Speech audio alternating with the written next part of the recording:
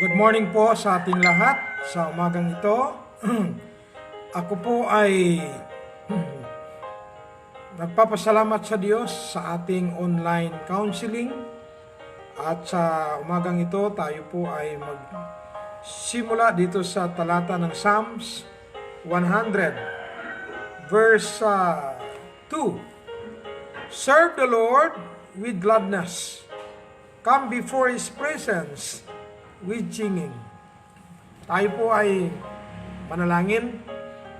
O mapagpalang Diyos na aming Ama, maraming salamat po sa araw na ito. Maraming salamat po, O God, sa pagbigay mo ng ulan. Maraming salamat po sa pagbantay niyo po sa amin sa aming pagtulog buong gabi. Maraming salamat po, ginising niyo po kami sa araw na ito. Samahan niyo po kami, O God, sa aming pong online counseling. Bigyan niyo po ako ng karunungan at kaalaman. Pagpalain niyo po ang lahat po ng mga sumusubaybay sa online counseling and online devotion. Linisin niyo po ang aming mga puso. Patawarin niyo po kami sa aming mga kasalanan. Puspusan niyo po kami ng banal na Espiritu Santo. Pinapatawa din po namin ang nagkakasala po sa amin. Ito po ang aming dalangin sa matamis na pangalan po ni Jesus. Amen. So, sa umagang ito, ang ating pong tatalakayin ay tungkol po sa paglilingkod. Kung paano po maglingkod sa ating Diyos. So, are you ready? Kaya tayo po ba ay naglilingkod sa Diyos? Ang tanong, paano po maglingkod sa Diyos? Perhaps you grew up with God and spiritual faith in your life. Or naka-experience po tayo ng mga iba't ibang bagong experience. Regardless of where you are on your path of faith. So, there are plenty of ways you can serve God every day. From actively going out of your way to serve Him, to simply having love in your heart and being a good person. Serving God can be done in almost every aspect of your life. So we can serve God in three ways, tatlong kaparaanan. Number 1, serving God through faith. Ang sabi po sa Psalms, serve the Lord with gladness. Ikaw ba ay masaya na naglilingkod sa Panginoon? Maraming tao na hindi na po masaya.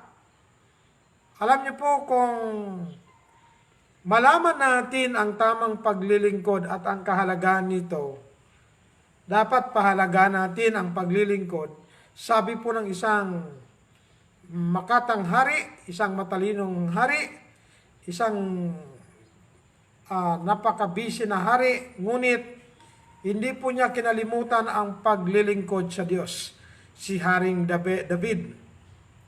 Ang sinabi ni Haring David, serve the Lord with gladness. Maglingkod ka sa Panginoon na mayroong kagalakan, gladness. Come before His presence with singing. Dapat lumapit tayo sa Diyos na umaawit. Ang tanong, ilang awit po ba ang alam mo tungkol sa Diyos? So, malamang marami kang awit natutunan sa sanglibutang ito, sa video at saka mga worldly songs. But the question is, how many songs you know about spiritual song, about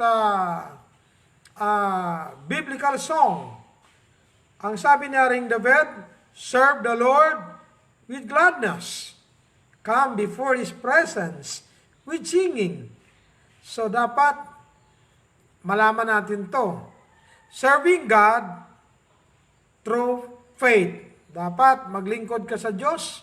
Yan ang number one method kung paano maglingkod sa Diyos. Maglingkod sa Diyos sa pamagitan ng ating pananampalataya. Number one, develop your relationship with God. Dapat po, ma-develop ang ating relasyon sa Diyos. Yan po ang yan po ang isang utos ng Ten Commandments na kung saan mahalaga.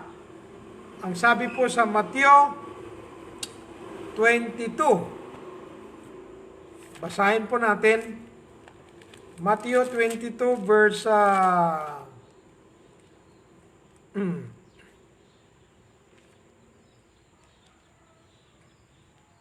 Matthew chapter 22 verse 37. Jesus said unto him, Thou shalt love the Lord thy God with all thy heart, and with all thy soul, and with all thy mind. This is the first and great commandment. And the second is like unto it, Thou shalt love thy neighbor as thyself. On these two commandments hang all the law and the prophets. So, dapat paglingkuran natin ang Panginoon sa pamagitan ng ating pananampalataya. Mahalin natin ang Panginoong Diyos ng buong puso, buong kaluluwa at buong pag-iisip. Ito ang una at dakilang utos. At ang ikalawa ay katulad nito, mahalin mo ang iyong kapitbahay katulad ng iyong sarili. So, to start serving God, you have to discover who God is to you. Dapat kilalanin mo kung sino ang Diyos sa buhay mo. Kasi, pag hindi ka mag-aral ng Biblia, hindi mo alam kung sino ang Diyos na pinaglingkuran mo. Dalawa lang po ang Diyos. Ang Diyos sa langit, ang Diyos sa sanglibutan. Ang Diyos sa langit, yan ang lumikha ng langit at ng lupa. Genesis 1:1, In the beginning, God created the heaven and the earth. Ayon ang Diyos ng universe, the God of heaven. At ang God of the world, huwag kang mag-pray sa the God of the world. Ang God of the world ay si Satan. Sa 2 Corinthians 4:4. Ikalawang Korinto, chapter 4, verse number 4. In whom of the God of this world hath blinded the minds of them which believe not. Ang Diyos ng sanglibutan ay binulag ang kaisipan ng mga tao upang hindi maniwala sa Diyos. Baka ang liwanag at maluwalhating Ebanghelyo ni Kristo na siyang larawan ng Diyos upang magliwanag sa kanila. So we need to know who is the real God.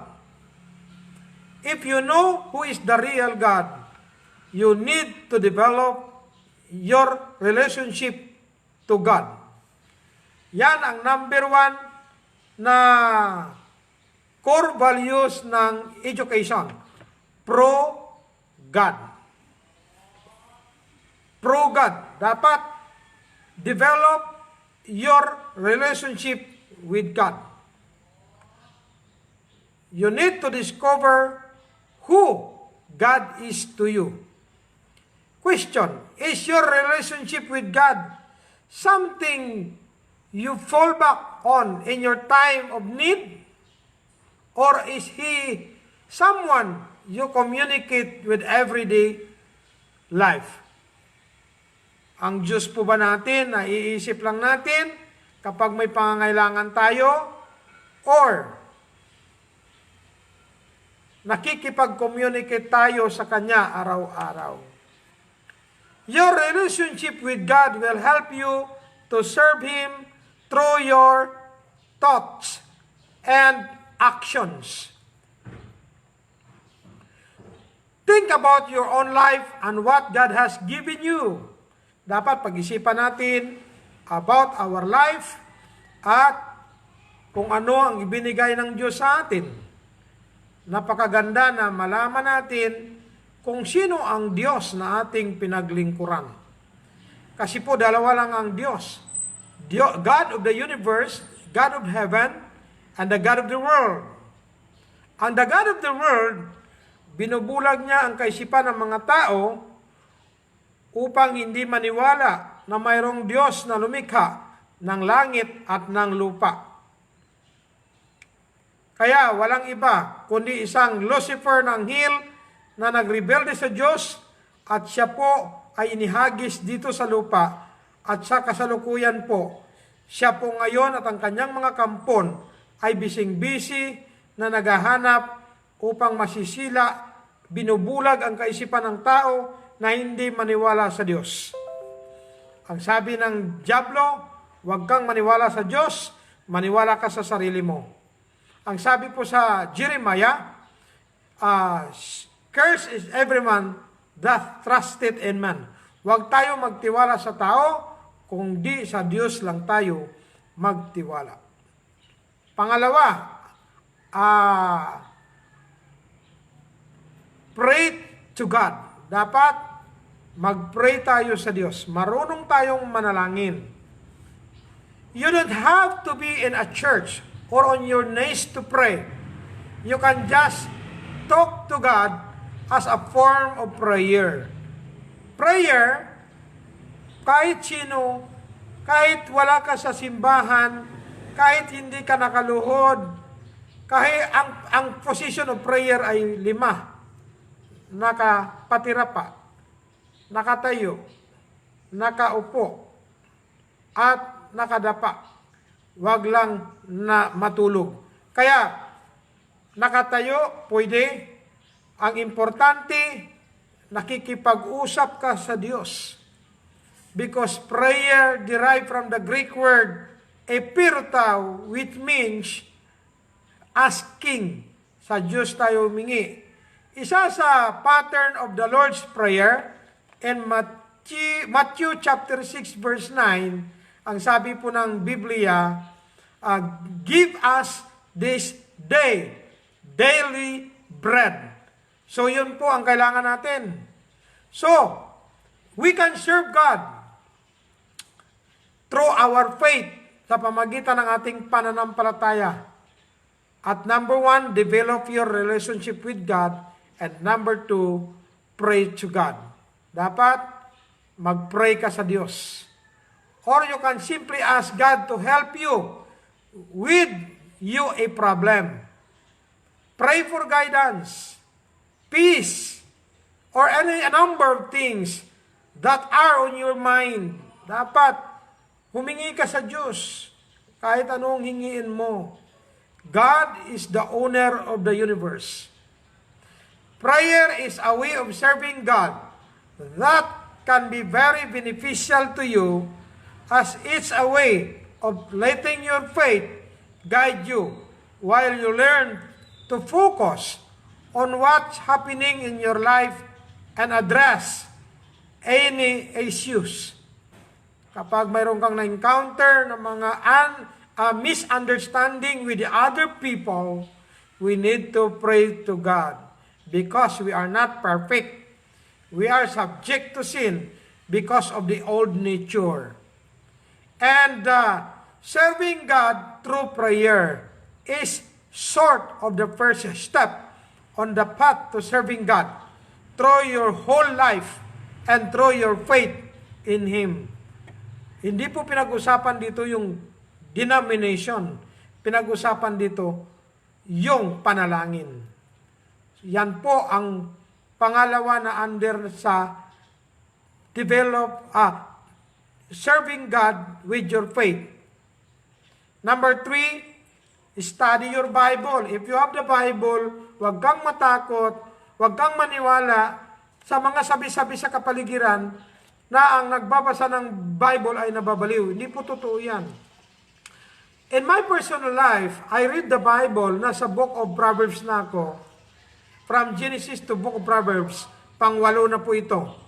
Na balik-balik basa from Genesis to Revelation. Study your Bible. Reading your Bible. Or whatever text is considered secret in your religion is another form of prayer and service to God. Reading the text can give you guidance. If you are feeling astray, it can be inspire you and even give you some lessons in how to serve God. The Bible says in Psalms 100 verse 2, serve the Lord with gladness. Alam niyo po, habang tayo'y bata pa, sabi po ni King Solomon, remember now thy creator of thy youth. Kasi po, nung sinulat niya po yan, yung Ecclesiastes chapter 12 verse 1, matanda na po siya. At halos hindi na po siya makapunta sa templo dahil siya po ay matanda na. Marami ng arthritis at may mga sakit na. Kapag tumanda na po tayo, nasa higaan na lang tayo. Kaya habang bata pa, read your Bible habang malinaw pang mata. Kasi po, time will come, pag lumabo ng mata, pag tayo'y tumanda na, wala na tayong time magbasa ng Biblia. Don't be afraid. The Bible will guide you. According to Psalms 119, napakagandang talata ito, verse number 105 and 111. Ito po ang sinabi sa Psalms ay kung hindi ko ito nabasa, hindi ko ma-appreciate ang sabi sa Biblia, thy word is a lamp unto my feet and a light unto my path. Ang salita ng Diyos ay ilaw sa aking mga paa, lampara sa aking mga paa, at ilaw sa aking mga daan, sa aking mga landas na tinatahak. The Bible will keep us from sin, and the sin will keep us through the Bible. Kaya malaking tulong po ang isang nilalang ng Diyos na nag-aaral ng Biblia. As you read the Bible, think about how it reflects on your own life. Magtatanong ka, yung ginagawa ba natin ay nakaglorify sa God? Yung ating bang aksyon nakaglorify sa God? Ang ating pakikipagsalamuha sa kapwa, nakapag-glorify ba sa Diyos? So kung hindi na, tayo ay nire-remind ng Word of God na tayo'y tao lamang. Hindi po tayo Superman, hindi po tayo Diyos, tayo ay tao na nilikha ng Diyos, galing sa alikabok, ayon sa Genesis chapter 2 verse 7, and the Lord God formed man out of the dust of the ground and breathed into his nostrils the breath of life, and man became a living soul. Kaya tandaan natin, tayo po ay nilikha ng Diyos. Kung hindi tayo mag-aral ng Biblia, hindi natin makilala kung sino ang Diyos. You don't have to read your Bible from beginning to end. Kahit hindi na kailangan. Katulad sa ginagawa ko from Genesis to Revelation, pero may time din na hahanap lang ako ng verse at books, chapter. You can just find books or passages that you feel connect you to God. So you can random, hahanap ka, magbubukas ka. Example, Book of Proverbs about wisdom. About mission is the Book of Acts. About history, the Old Testament time. About the creation, Genesis chapter 1 and chapter 2. About sa pagkahulog ng kasalanan, kung bakit nagkasala si Eva at si Adan, Genesis chapter 3. Ang pagsamba, ang unang pagsamba ni Adan, ni Abel at saka ni Cain, Genesis chapter 4. Kung malaman mo ang gaano kahabang edad ng tao sa nung unang panahon, Genesis chapter 5. Kung paano nilipol ng Diyos ang mundo sa pamagitan ng malaking baha, Genesis chapter 6. So, malalaman natin ang mga kwento ng unang panahon at nakakonek po yan sa kasalukuyan, yung New Testament. Dito po lahat nakasulat sa Biblia, ang lahat po ng mga katanungan sa ating mga kaisipan. Number 4, give thanks to God. Dapat marunong tayong magbigay pasalamat sa Diyos. Remember to take a moment sometimes and give thanks for what God has given you. Binigyan ka ng Diyos ng family, binigyan ka ng Diyos ng mga anak, binigyan ka ng family, pag ikaw ang anak, binigyan ka ng ama, binigyan ka ng ina. So we need to be thankful to God. We have the family. Pag mayroon kang cellphone, maging thankful ka maging grateful ka sa Diyos. Dapat marunong tayong magpasalamat sa Diyos. Ayon po sa 1 Thessalonians 5:18, and everything give thanks, for this is the will of God in Christ Jesus concerning you. Yan po ang sinabi ni Apostle Paul. And everything give thanks. Dapat magpasalamat tayo sa lahat ng mga bagay na ating natatanggap galing sa Diyos.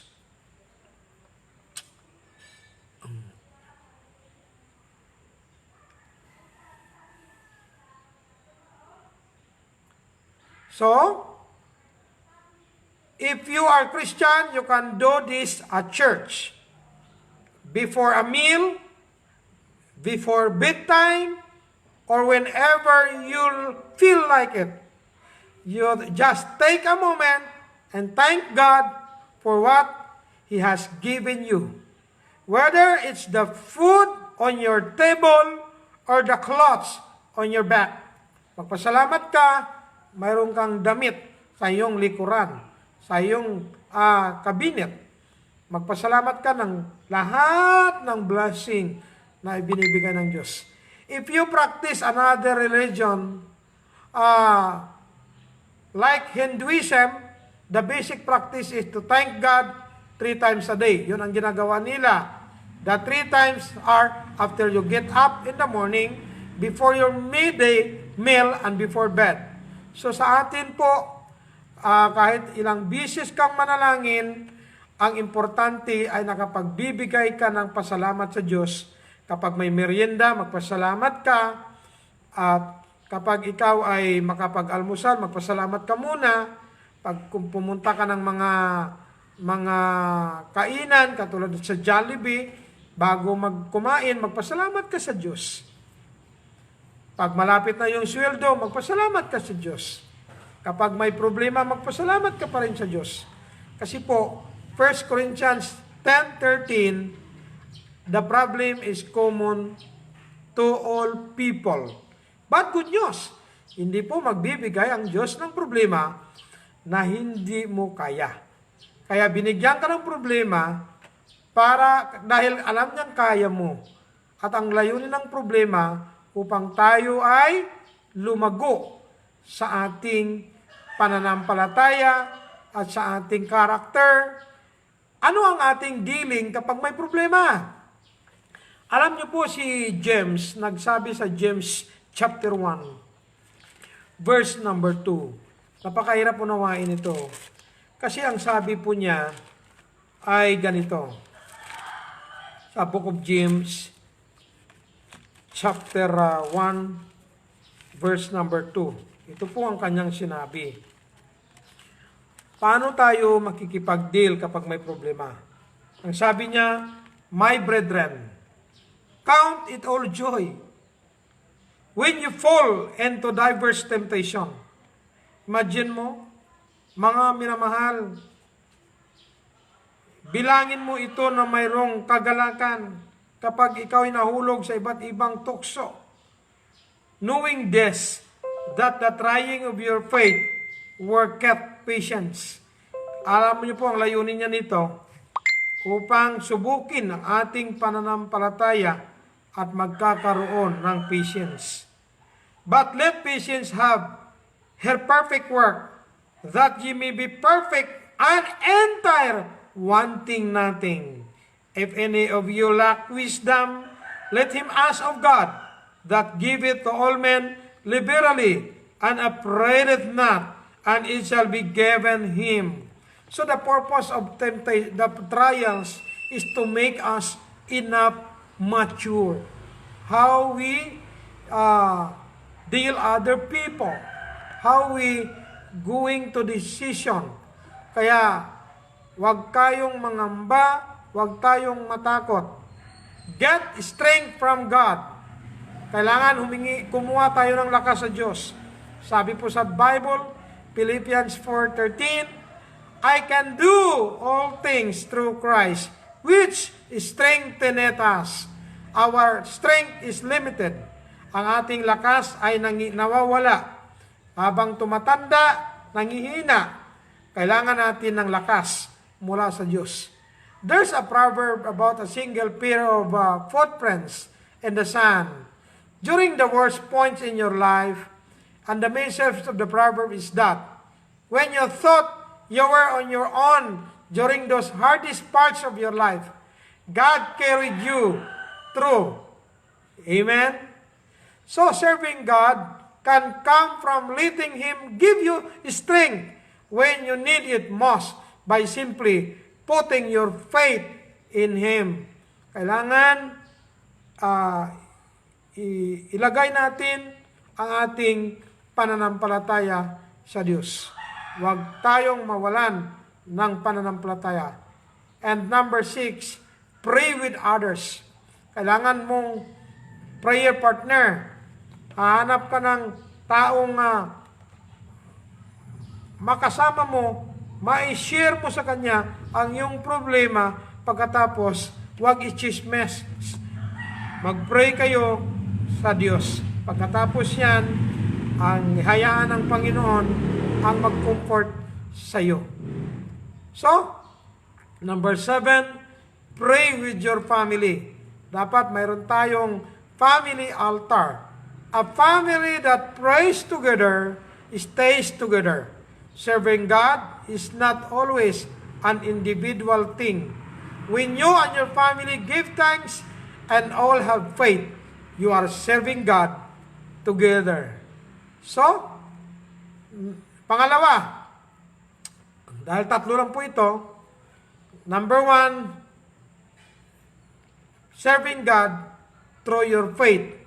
Number 2, serving God in your community. Alam niyo po, be a mentor. You can serve God by being a mentor or positive role model to someone who may be younger than you or even around your age. So perhaps you have a younger family. Meron kang kapatid who needs guidance. I-guide mo sa tamang pamumuhay.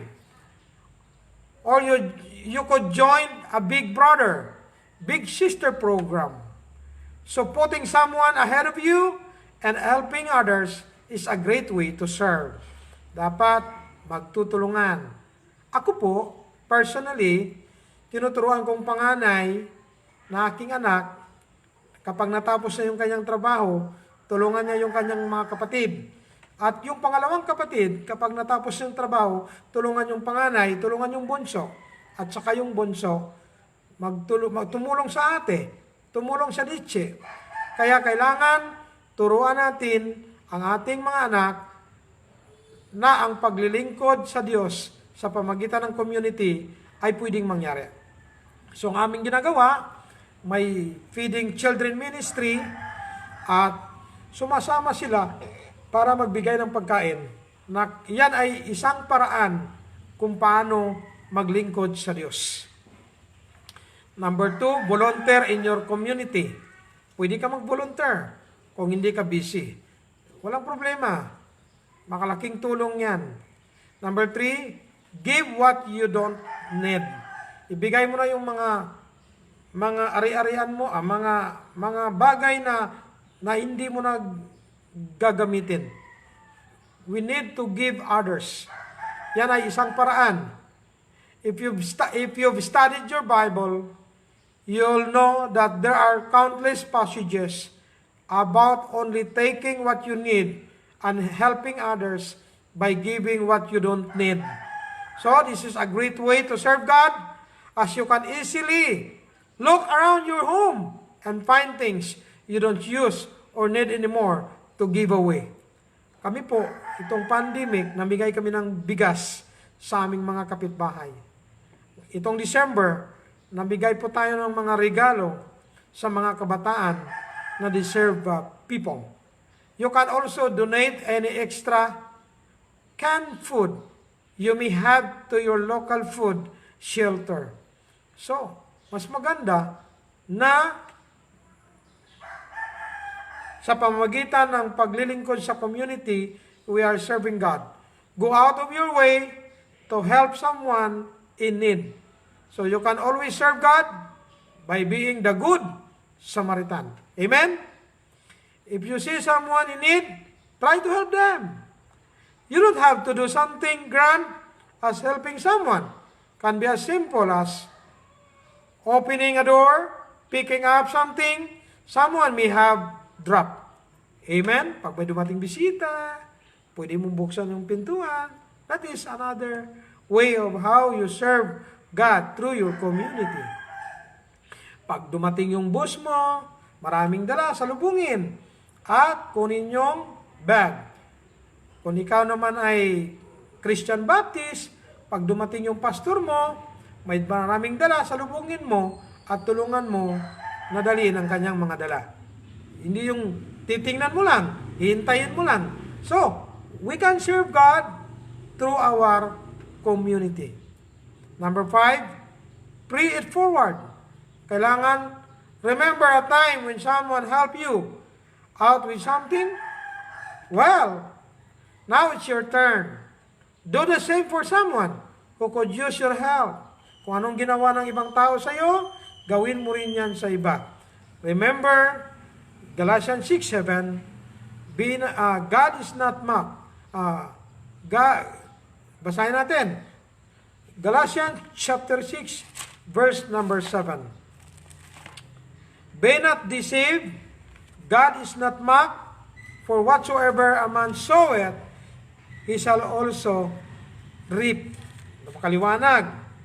Huwag padaya, ang Diyos ay hindi palabiro.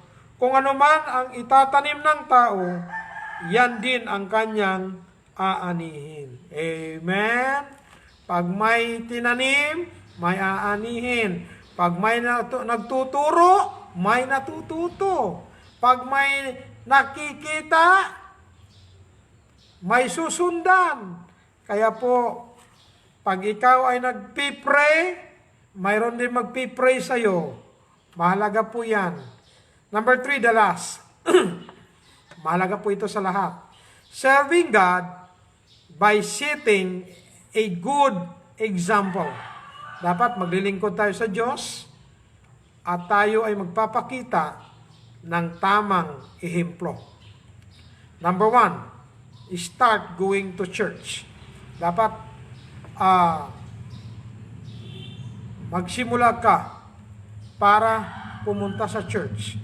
Alam niyo po sa creation, first day, second day, third day, fourth day, fifth day, sixth day, hanggang 6 day lang nilikha ng Diyos ang tao. Ika-7th day, namay nga ang Diyos. Alam niyo po, ang Diyos hindi po napagod. Tinapos niya ang kanyang trabaho sa loob ng 6 na araw. At ang isang araw, ay namahinga siya.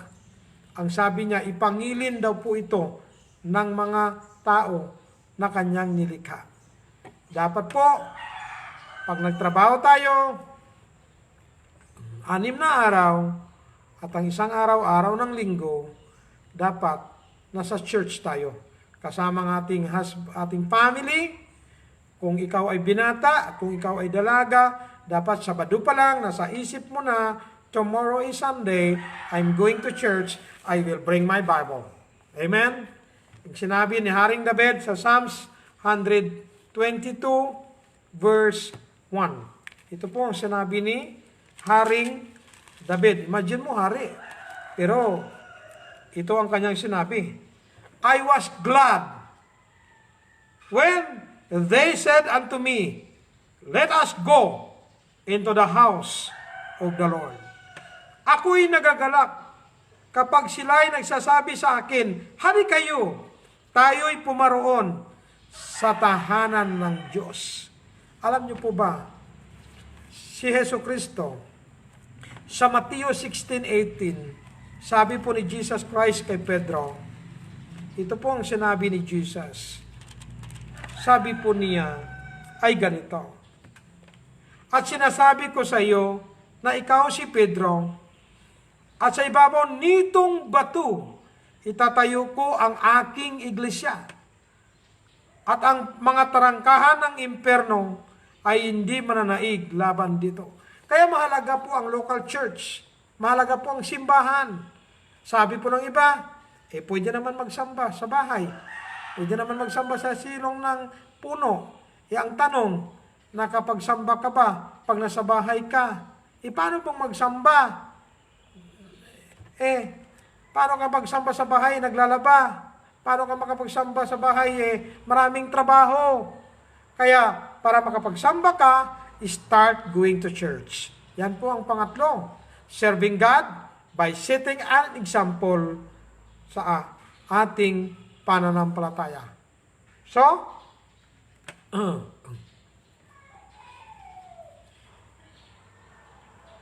start going to church. What better ways to serve God? Even if you are unable to go, you could always find a time, a couple of times a week, to quietly reflect, pray, and read your Bible. Pero, going to church is one of the most common ways people serving God.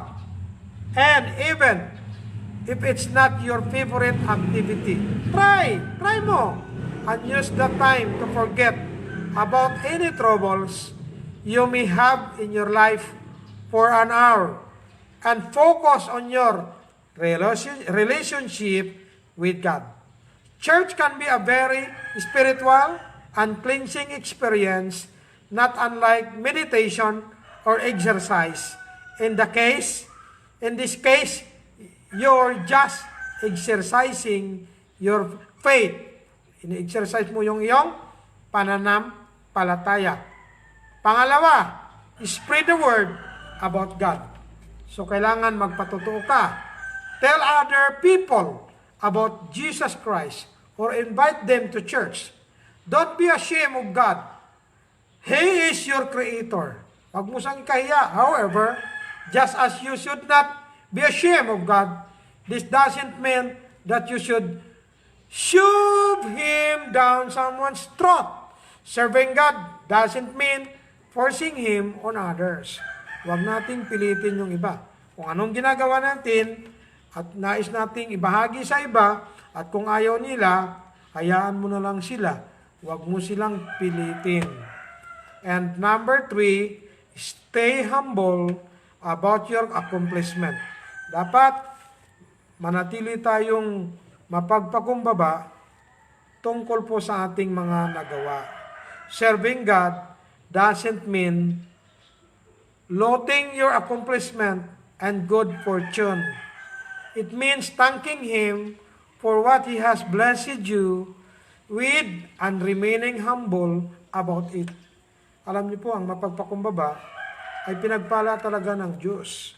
Tingnan niyo po si Manny Pacquiao, billionaire na, pero mapagpakumbaba. Ang mayabang, ang nagpapalalo ay hindi umaasinso. Sabi ng Diyos, ang nagpapakumbaba ay kanyang itinataas. Basahin natin sa Book of James, chapter 4. Ito po ang sinabi ni James, chapter 4. Para po marinig po natin, ito po ang sinabi ng Panginoon. Draw nigh to God, and He will draw nigh to you. Cleanse your hands, ye sinners, and purify your heart, ye double-minded.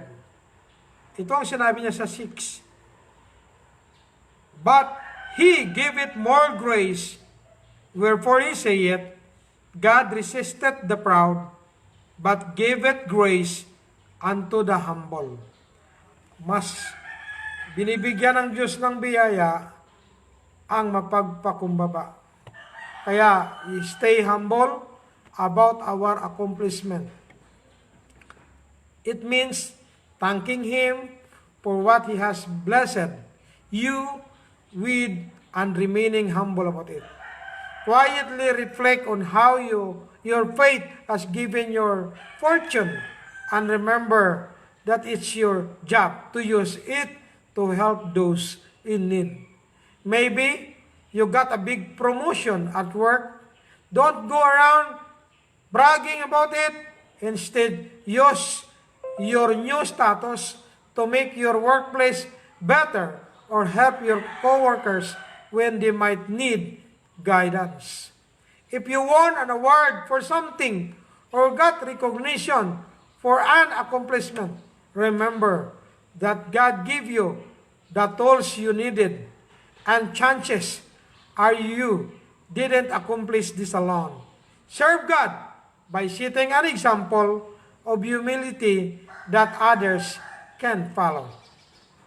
Number 4, teach your kids about God. Kung ikaw may asawa, turuan mong iyong anak tungkol sa Diyos.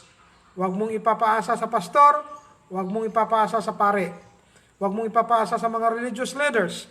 If you are mother, if you are father, it is your responsibility to teach your children about God. If you're a parent, you know how much your children look up to you and learn from you. And leading by example is never more important than when it pertains to your kids. A great way to serve God is to introduce Him into your children's life. Alam niyo po si Noah, sa panahon ni Noah, 120 years ang kanyang pangangaral. Ang sabi po niya sa mga tao, magsisi kayo at magbalik loob sa Diyos. Tumatawa lang yung mga tao. Kasi ang sabi ni Noah, ang Diyos ay magpapadala ng judgment, lilipulin ang mundo sa pamagitan ng baha. Alam niyo po, nung unang panahon, sa panahon ni Noah, wala pa talaga ulan, kaya walang baha. Kaya hindi maniwala ang mga tao. Tawa lang ng tawa, ayaw nilang makinig. But good news, ang 3 anak ni Noah at ang kanyang misis ay kanyang pinangaralan at naniwala sa kanya at nakinig sa kanya. Kaya ang sabi ng Bible, 8 lang na tao ang naligtas sa panahon ng malaking baha. Kaya malaking blessing na po yan kung ang anak mo ay makasama mo sa langit. Napakalungkot. Ikaw ay palaging sa simbahan, ang anak mo ay naiiwan sa bahay. Ang asawa mo ay hindi mo kasama. Malungkot yun. Ang pinaka-the best. Teach your children about God. Read books to your kids that teach them about spirituality. Show them how God exists in their daily life and teach them how to walk with God and their hearts using examples from the Bible or real life. How does God want me to act? Yan ang mga katanungan natin. Number 5, let God inform your action. So, when you are frustrated, pag frustrated tayo, or in a hurry to be somewhere or accomplish a task, it can be easy to lose sight of how to serve God. But pause and think about how He would want you to act. Kung minsan na napipikon tayo, kung minsan na nadadala tayo sa emosyon natin, galit na tayo, tika, pause ka muna, Lord, patawad. Lord, help me. So dapat we need to be careful of our action, how we deal with other people. So, mahalaga po yan. Letting God and your faith in Him help you to decide how to act is not only a great way for you to find some inner peace, but it will show others around you your best self, and others will follow your example. So, number 6, forgive those who have wronged you. Kung sino man ang nagkasala sa atin, patawarin natin kaagad. Sabi ni Pedro, Panginoon, how many times can I forgive my enemy? Sabi ni Jesus, 70 times 7. Naku, grabe. Ibig sabihin, marunong tayong magpatawad kung sino man ang nagkakasala sa atin. Kahit hindi po sila humingi ng tawad, matuto tayong magpatawad.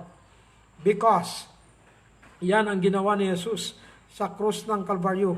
The first saying of Jesus Christ sa kanyang 7 salita na binitawan sa krus, Father, forgive them, for they do not know what they do. Kaya may mga tao na hindi nila alam ang kanilang ginagawa ay hindi maganda para sa ating pananampalataya, para sa ating buhay, para sa ating bahagi. Akala nila okay lang. So, God is the ultimate forgiver. He forgives us of our sins and transgressions. And while forgiveness is not always easy, hindi naman talaga madali. When you've been wrong, kapag ikaw rin nagkamali, ay parang ayaw mo rin humingi ng sorry. Kayabangan lang po yan. Hindi po mawawala hindi ka mabawasan ng pagkatao mo. Kahit humingi ka ng tawad. Ang ating presidente, tingnan mo, presidente, pero marunong humingi ng patawad sa publiko. Dapat tayong mga mananampalataya, tayong mga nilalang ng Diyos, ay marunong tayong magpatawad. Kung nagkamali tayo sa ating anak, sorry. Hindi ko sinasadya. Okay lang na, sorry ha. Hindi ibig sabihin na parent ka, ay hindi ka marunong maghingi ng tawad sa anak mo. Dapat, live by example. So, yun po ang dapat. So, forgive those who have wronged you. This is one of the best ways to serve God. And in your turn on yourself. So, if you're having a hard time forgiving someone, use the other ways to serve God, to help you. Pray. Mag-pray ka na lang. Kung hindi mo kayang magpatawad, manalangin ka. Talk to God. Go to church. And even do something good for someone else. You can write down the good that's come out of a bad situation and ask God to give you the strength you need to forgive and focus on those good aspects. Maraming salamat po. 3 paraan upang maglingkod sa Diyos. Number 1, we can serve God through our faith. Number 2, we can serve God through our community. And number 3, we can serve God by setting a good example. So maraming salamat po. Sana po makatulong itong ating online counseling sa mga mommy, sa mga daddy, sa mga millennials, at sa mga matatanda. Sa lahat po, good morning and maraming salamat sa panonood. Ma'am Florinda Bautista Dionisio, thank you for watching. I miss you. Pastor Jared Sandig and NG Bojungan, thank you for watching. Thank you for watching in abroad. Thank you for watching in Luzon, Visayas, and Mindanao. And especially to all the PCBC members, thank you for watching and thank you for your praying for me. So, I am your friend, Pastor Nilo Flores, the pastor of Philippine Christian Baptist Church. Maraming salamat po. Mabuhay po tayo. God bless po. Mamayang gabi, online devotion na naman. Sa umaga, online counseling, sometimes online devotion. Maraming salamat. Sana po matulungan nyo rin po ang aking YouTube channel. Paki-subscribe po, paki-click po ang subscribe all para po lahat po ma-update po kayo at makatulong po kayo sa ministry natin sa pamagitan ng pag-like, pag-subscribe at sa pag-share para mapanood po ito ng inyong mga mahal sa buhay. Maraming salamat po. Tayo po'y manalangin. Panginoong Diyos, maraming salamat po sa umagang ito. Pinupuri po namin kayo at pinapasalamatan. Pagpalain niyo po si Mama Flory, si Pastor Jared, si NG Budjongan, at lahat po ng mga PCBC members, lahat po ng mga FB friend, lahat po ng mga Christian around the world. I-bless niyo po ang itong channel, Dodong Channel, na maging channels of blessing sa nakararami. Maraming salamat po. Ito po ang aming dalangin sa matamis na pangalan po ni Jesus. Lahat po magsabi ng Amen. Okay po, good morning and God bless po. Bye-bye.